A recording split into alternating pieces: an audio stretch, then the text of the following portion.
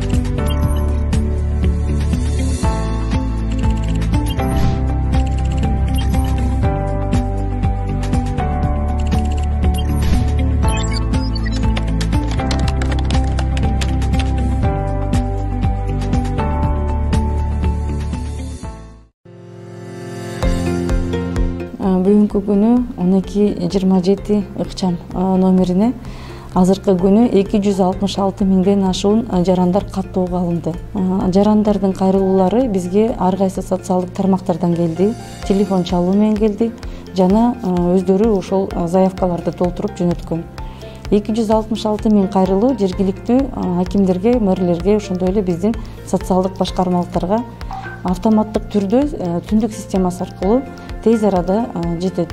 Алар ошол жерден карап, ошол үй бүлөнүн муктаждыгын бизге тастыктап, анан бизге заявка берет. Ал заявканын негизинде мына биздин Эмгек жана социалдык өнүгүү министрлигинде Кыргыз Республикасынын премьер-министринин буйругу менен ачылган депозиттик счетто 15 миллион сом акча топтолсо, ошонун 13 миллион 300 миң сомун региондорго которуп бердик. Мындан тышкары дагы премьер-министр менен 200 миллион сом региондорго жардам берүүгө деп бөлүнгөн. Республикалык жардам штабы ошондой эле жарандарга кайдыгер карабаган дагы биздин ошол бизнес структурада жүргөн же болбосо башка да жарандар менен тыгыз иш алып барып атат. Республикалык штабка продукт түрүндө да аябай көп жардамдар келет. Ошолордун баардыгы ошол биздин Бишкек Чүй облусуна тегерегиндеги статусу жок новостройкаларга түздөн-түз ошол жергиликтүү бийлик берген тизменин тастыктап берген тизменин негизинде таратылып берилип атат. Жалпы республика боюнча айтып кетсек, 215 миң 288 үй бүлөгө жардам берилди. Биз умрага барып, Алмаз салжыктырып келген элек, Нукаты больницасында анага айрылып чыктык. Доктурларга чоң рахмат. Өмүрү узак болсун, иштериге ийгилик тилейбиз. Үй бөлөсүгө тынчтык болуп, ар дайым бизге кызмат кылып жүрүшүн Кудайга дуа берин. Амин. Tinchlik omonlik bo'lsin, yaxshilik kunlar bo'lsin. Umrlaring uzoq bo'lsin, rizqlaring baland bo'lsin.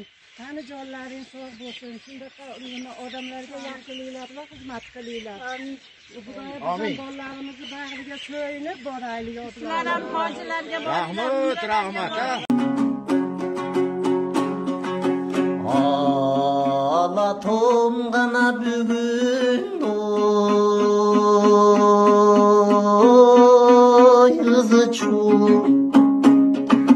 Koşoğu gana geldin жаңырып Булугуп жамгыр токтобой бурганактап ачылып Күлдүрөп чамгыр коюлуп Күн баттыңа того жашынып Эл улу бүгүн эл бирбек кара жергеңдө жашынды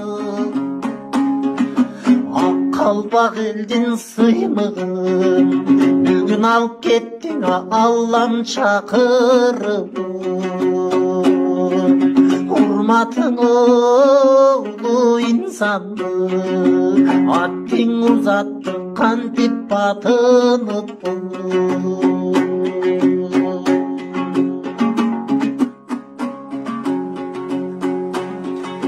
кетти деп канаң элмир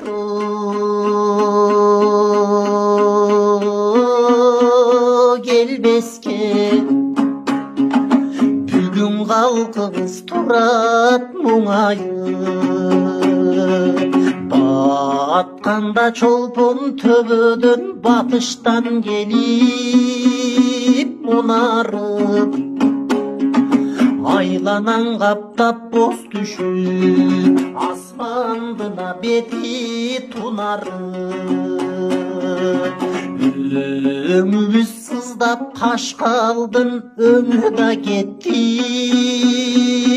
кубарып ак таңдай акын элмирди бүгүн арабыздан узатып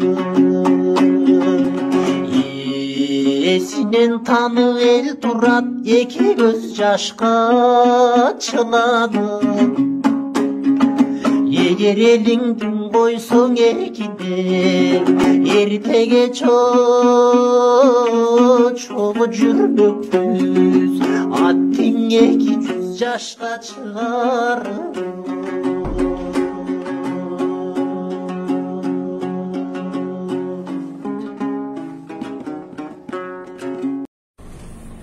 Ассаламу алейкум. Туғандар жана жергиликтүү эл, сиздерге кайрылуумдун себеби продукталар кымбаттады деп, анан эмне үчүн кымбаттады деп сурамжылоо жүргүзүштүр. Анда айтылган, коммерсанттар айткан, оор жүк ташуучу машинелердин жол акысы көтөрүлдү. Анан ошолордун себебинен кымбаттады карантин убагында дейт. Биз карантинге чейин эле Бишкектен Ошко 1 сом 80 тиын 2 сомдон келебиз. Азыр деле карантин ичи деле ушу азыр бүгүн число 22 апрель 2020 жыл. Азыр деле ушул 1 сом 80 тиын 2 сомдон Ошко ташып атабыз картошканы. Килограммда. Биз бир эле картошканы эмес. Эмне жүк болбосун, ун болобу, сахар болобу, май болобу, бардыгын биз килограммына ташыйбыз. 1 сом 80 тиын 2 сомдон Ошко чейин. Анан бул жалган.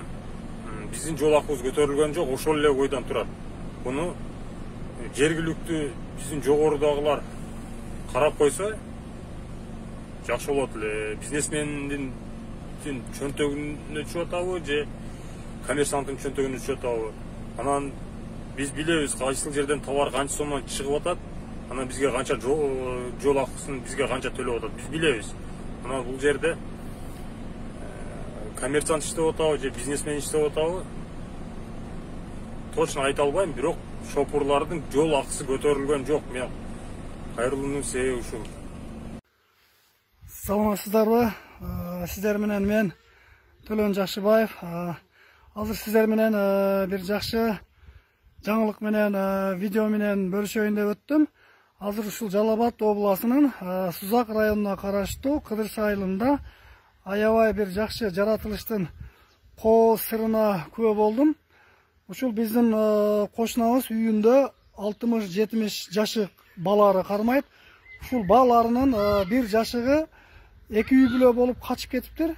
Азыр мына рой деп коет экен. Адамдар ушул көчөдөн өтө албай, аябай ызылдап аткан, өтө албай турушкан.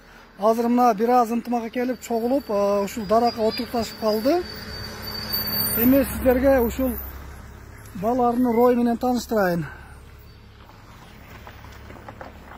Мынакей сиздер көрүп тургандай 1000ден ашуун балары чогулган.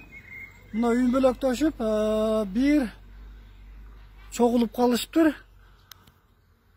Азыр үйдүн ээси келип, өзүнүн инструкциясы бар экен.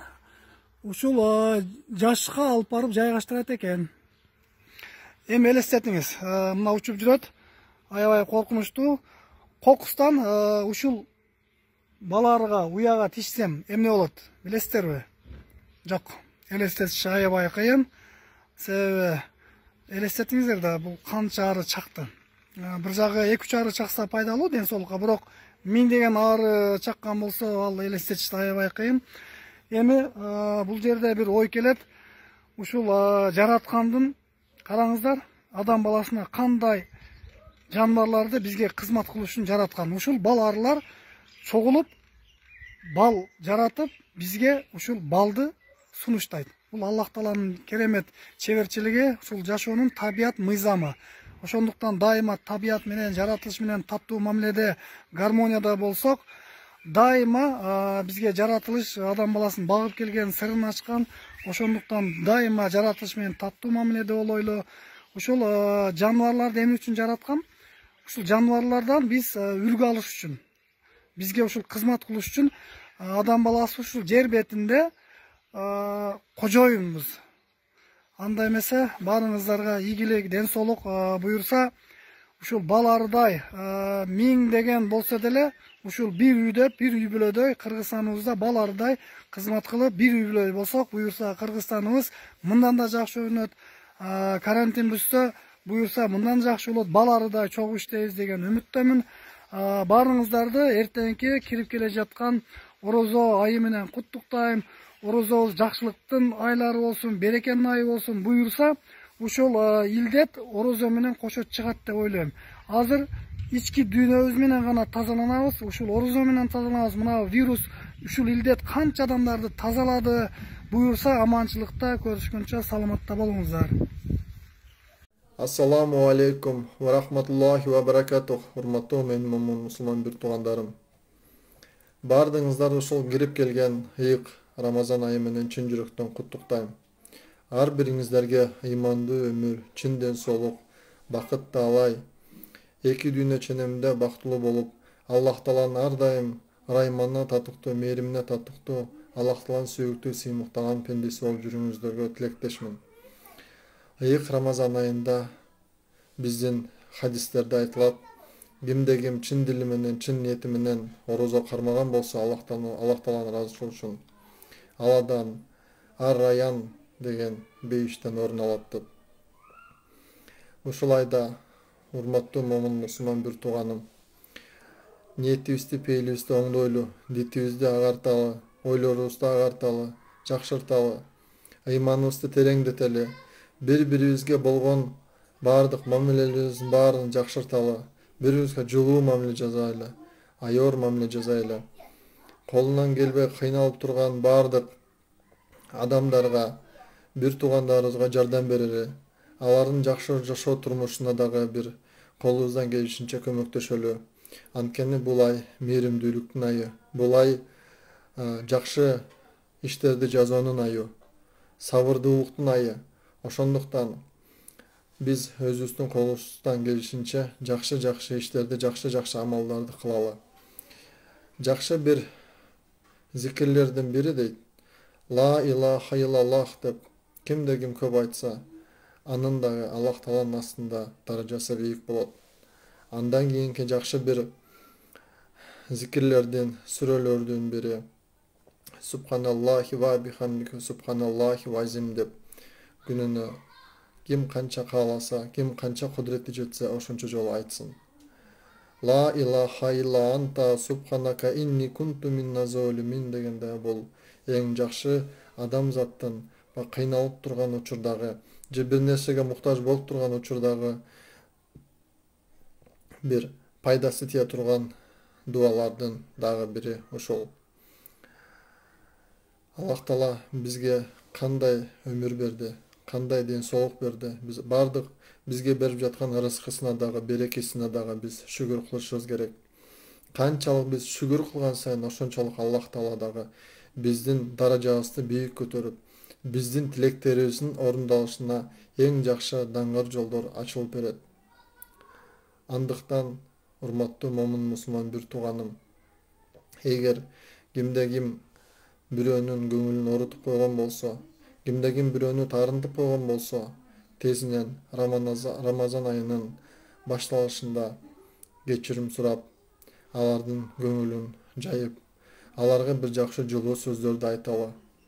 Эгер кимде ким бизди таарынткан болсо, кимде ким биздин көңүлүбүздү ооруткан болсо, Аллах Тааладан тилейли, биз аларды кечирели, Аллах Тааланын ыраазычылыгы үчүн.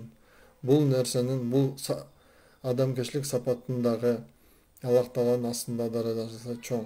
Ошондуктан биз баардыгыбыз биригип, ынтымакташып, ушул ыйык Рамазан айында көп жакшы иштерди кылалы. Баардыгыңыздарды ушул дагы бир жолу ыйык Рамазан айы менен куттуктап кетмекчимен. Баардыгыңыздарга бекем сабырдуулук, чындөн солук, ыймандуу өмүр жана ушул Аллах Таала тарабынан бизге келген жакшы бир сооптуу иштердин бирин так аткарып, ушул Аллах Тааланын мээримине татыктуу бололу. Ассаламу алейкум ва рахматуллахи ва баракатух. Урматтуу момин мусулман бир туугандарым.